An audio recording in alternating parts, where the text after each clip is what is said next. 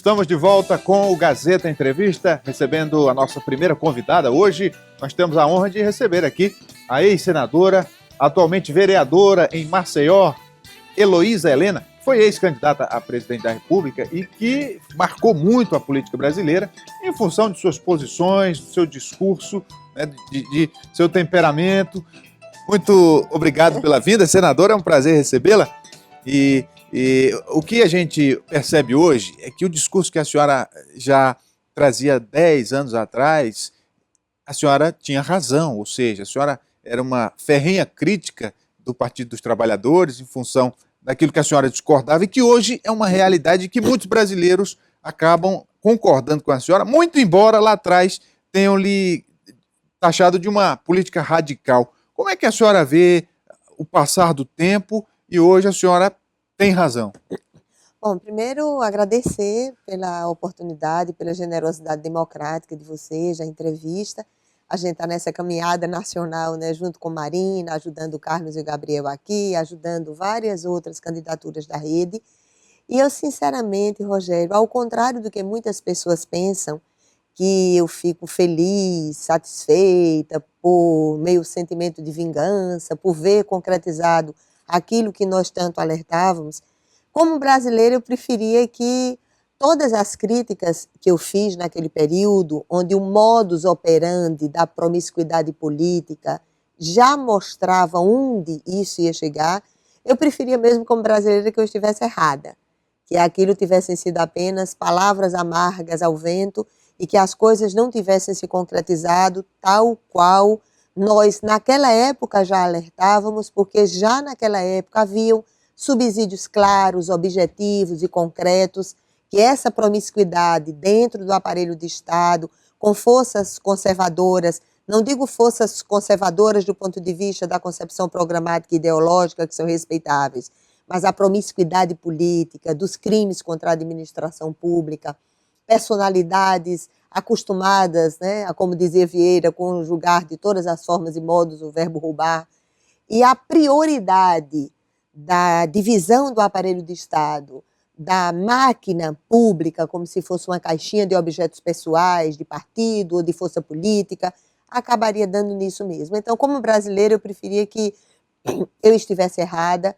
Como militante do que é conhecido ideologicamente da esquerda, eu preferia também estar errada, porque embora não tenha a cúpula palaciana do PT, com todo respeito a muitos militantes honrados que existem dentro do partido, mas a cúpula palaciana do PT e essa estrutura governamental é mais de traição de classe do que da esquerda formal, né, ideologicamente formal. Mas tudo isso acaba repercutindo muito e faz no imaginário popular algo que é extremamente danoso, que é aquela velha polêmica de dizer vai para o governo, muda de lado, vai para o governo, passa a roubar. Então, isso é muito ruim. A senhora naquela época se notabilizou por esse discurso e hoje sabe-se que a senhora tinha razão. E acompanhando tudo o que aconteceu e que está acontecendo, eu lhe pergunto como vai estar o Brasil do futuro, já que a senhora acertou uma vez, daqui 10 anos, 20 anos, como é que vai estar a nossa realidade política? Queria eu, né? Eu só quero.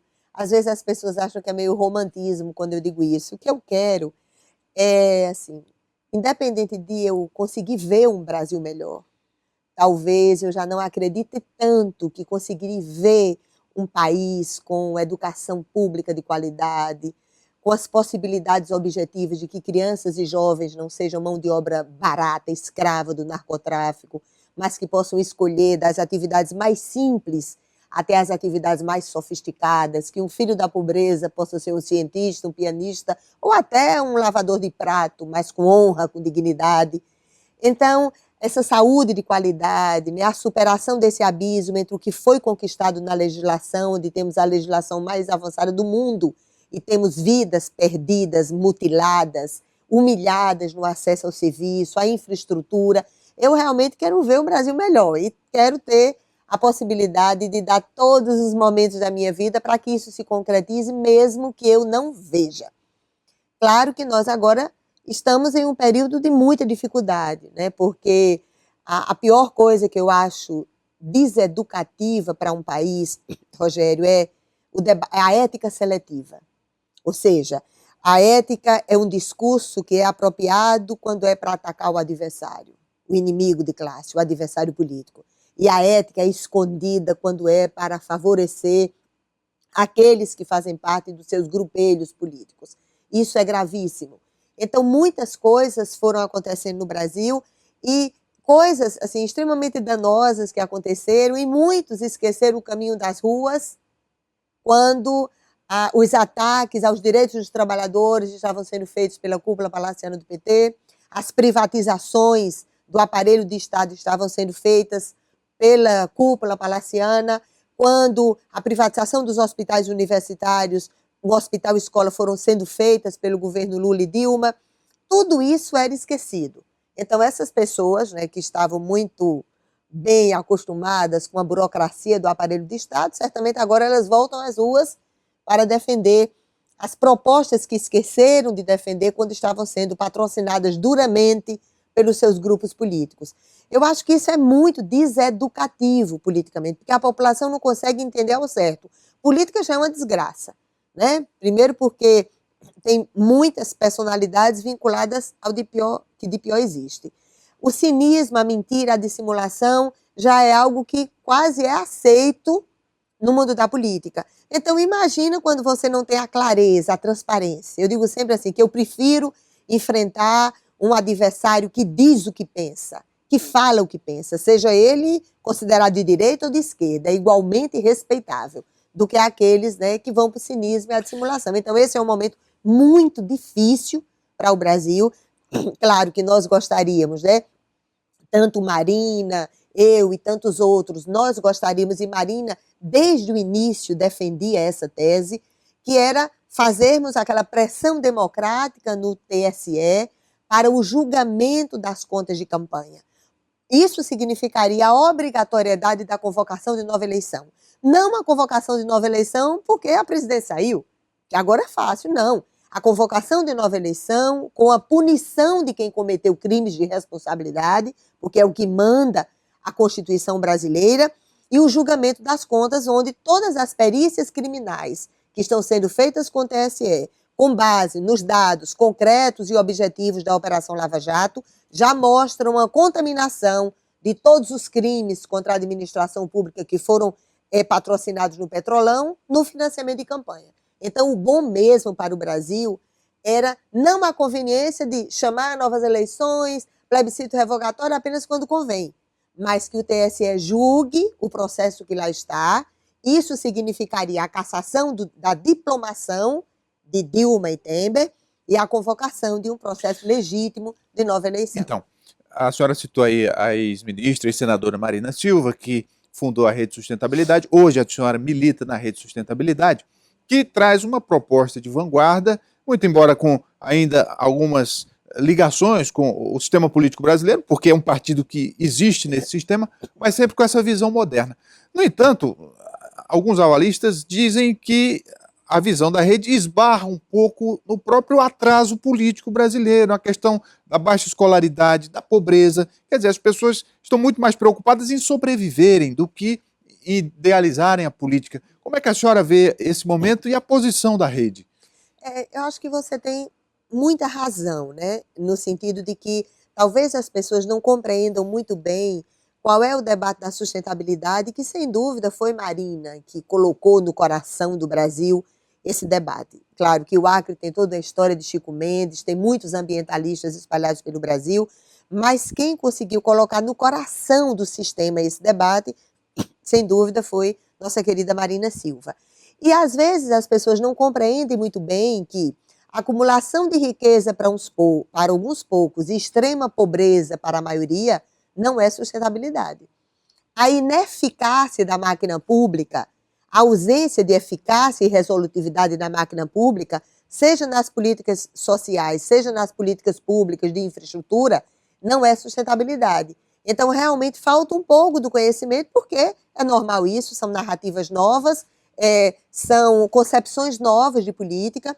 A própria estruturação da rede, que tem muito do ideal de experiência coletiva de Marina, é diferente até para nós, que temos uma vivência em partidos mais ideologizados, né, da chamada esquerda partidária. É uma concepção nova de partido e é extremamente importante. Então, eu acho que tudo na consciência coletiva, como você diz, vai sendo feito aos poucos, e a participação, seja no processo eleitoral ou na vida cotidiana do país, que vai possibilitar que a gente possa expressar melhor pela luta cotidiana e não apenas pelos espaços eleitorais, onde ficam todos muito iguais no espaço eleitoral, né? Quase todos prometem as mesmas coisas e fica difícil até para a população decifrar o que existe de coerência e abismo entre o que você fala e a sua história de vida.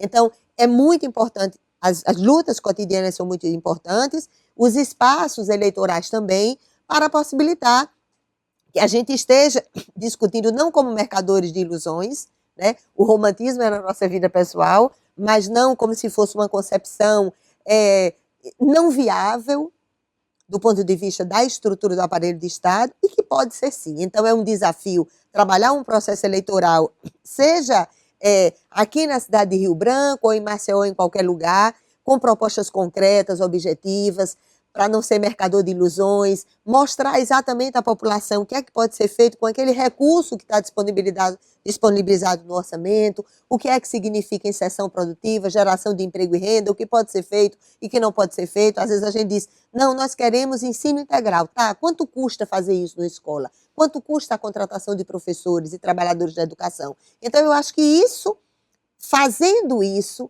trabalhando nesse debate, a gente pode se aproximar um pouco mais do nível de consciência da população, porque a população tem uma consciência importante da ética e da justiça social. Sim, sem dúvida. Como aproximar isso da estrutura partidária é um exercício cotidiano, trabalhoso, mas que a gente está muito confiante que poderá ser feito. O nosso tempo é curto, quero agradecer a vinda da senhora aqui e dizer que é um prazer recebê-la. Heloísa Helena, ex-senadora, ex-candidata a presidente, atualmente vereadora em Maceió. Muito obrigado. Obrigada, querido.